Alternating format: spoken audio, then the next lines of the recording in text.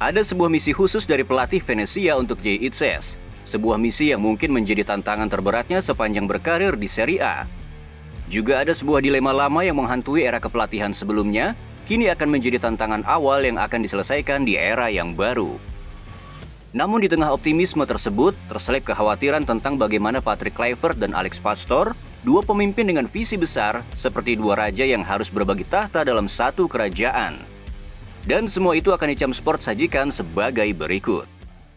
Hello Indonesia, this is your captain speaking.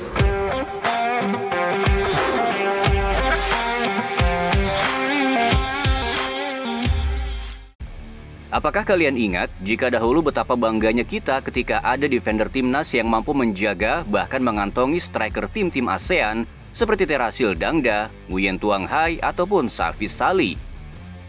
Ya, mungkin kebanggaan kita hanya bisa sebatas itu saja. Namun siapa yang menyangka di era saat ini ada defender timnas Indonesia yang mengenakan ban kapten, bahkan wasit, timnya, dan tim lawan pun menunggu kehadirannya.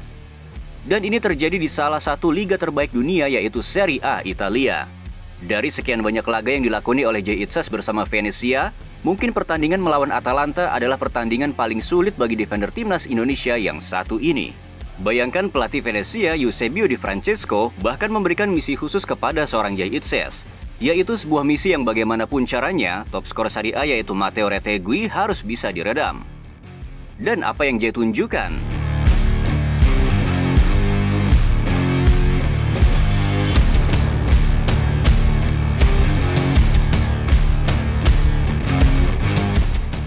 Bayangkan, Atalanta adalah tim yang sedang berada di zona Liga Champions dan begitu membutuhkan tambahan 3 poin untuk mengejar Inter Milan.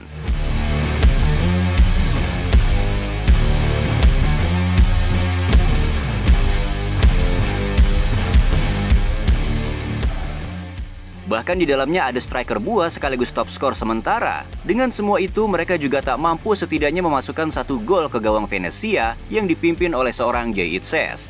Kita merasa bangga, namun di sisi lain penyerang Venezia ini sudah di tahap yang mengkhawatirkan. Pertahanan Venezia sudah berhasil dibangun sehingga menjadi sangat solid. Namun ketika dalam permainan sepak bola hanya ada pertahanan yang kuat dan tim tak mampu untuk menyerang, sungguh sulit rasanya berharap untuk poin maksimal di setiap laganya. Maka jangan heran jika Venezia masih tertahan di zona degradasi dan terpaut 5 poin dari Parma yang berada di posisi 17 klasemen sementara Serie A. Apakah Jay Itzes mampu membawa Venezia bertahan di Serie A atau justru Jay akan hijrah ke tim yang lebih kompetitif? Biarkan waktu yang menjawabnya.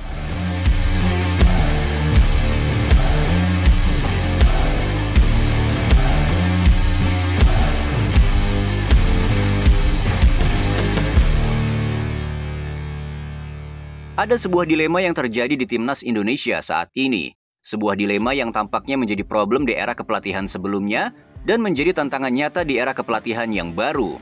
Apakah dilema itu? Ya, sebuah pilihan yang sulit. Apakah memberikan tempat utama bagi para pemain yang baru bergabung? Memang menjadi dilema. Setiap FIFA Matchday selalu ada nama baru yang berdatangan. Bahkan hingga detik ini, kita masih belum tahu starting line up utama timnas Indonesia yang sebenarnya itu seperti apa. Sebab selalu ada nama yang keluar masuk dalam setiap FIFA Matchday.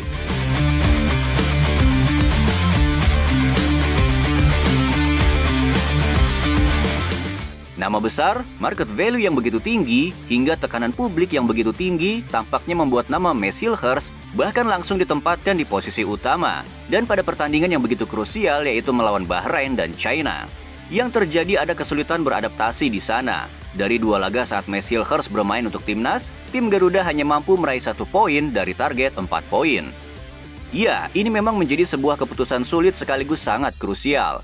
Kita tentu masih ingat combo terbaik center back sejauh ini masih ditempati oleh trio Itzes, Rido, dan Hübner. Yang mana ketika trio ini dimainkan bersamaan, timnas Indonesia hanya kalah 1 kali, dan itu pun melawan timnas Jepang. Maka inilah yang tampaknya akan menjadi ujian berat pertama bagi tim kepelatihan yang baru. Juga menjadi tantangan baru bagi Jordi Cruyff selaku technical advisor timnas Indonesia. Apakah langsung memberikan tempat utama bagi pemain baru atau memasukkan nama mereka di pertengahan atau di penghujung babak kedua? Bahkan di FIFA Matchday kali ini, kembali timnas kita berkemungkinan akan kedatangan beberapa pemain yang baru. Dan salah satu diantaranya adalah penjaga gawang, yaitu Emil Audero. Sungguh berat rasanya bagi tim kepelatihan. Apakah langsung memainkan penjaga gawang yang karirnya dan market value-nya bahkan 2 kali lipat lebih tinggi dari penjaga gawang yang lama, yaitu Maarten Pas.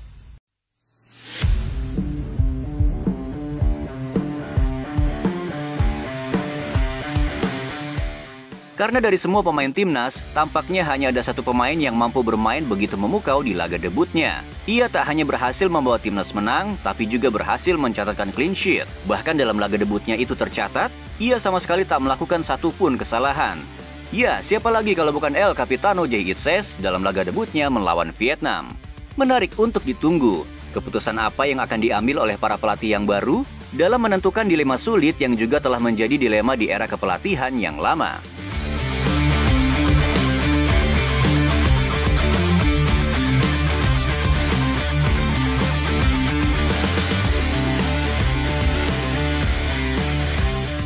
Jangan pernah membiarkan dua raja sekaligus dalam satu singgasana.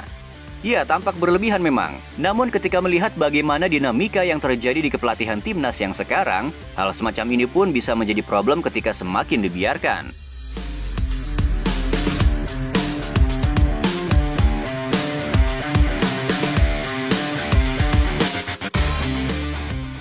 Apakah kalian pernah melihat ada sosok asisten pelatih yang asisten pelatih itu namanya bahkan lebih diagungkan dari pelatih kepala?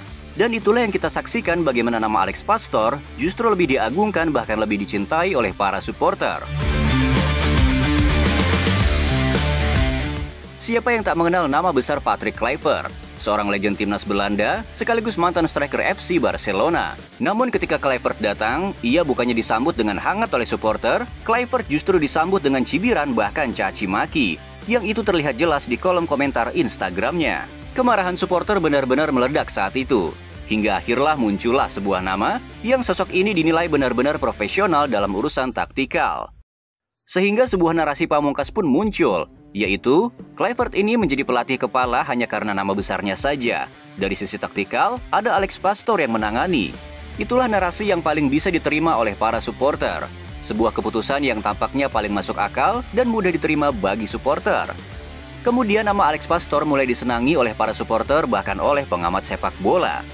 Saking populernya narasi jika Kluivert hanyalah sebagai simbol dan bukan otak utama strategi timnas, sampai-sampai pengamat bola di Belanda sana pun juga beranggapan yang sama, yaitu mempertanyakan apakah Anda yang menjadi asisten Kluivert atau Kluivert yang menjadi asisten Anda. Ben jij assistent van Kluivert of is Kluivert assistent van jou? Ik assistent van hem. Ja?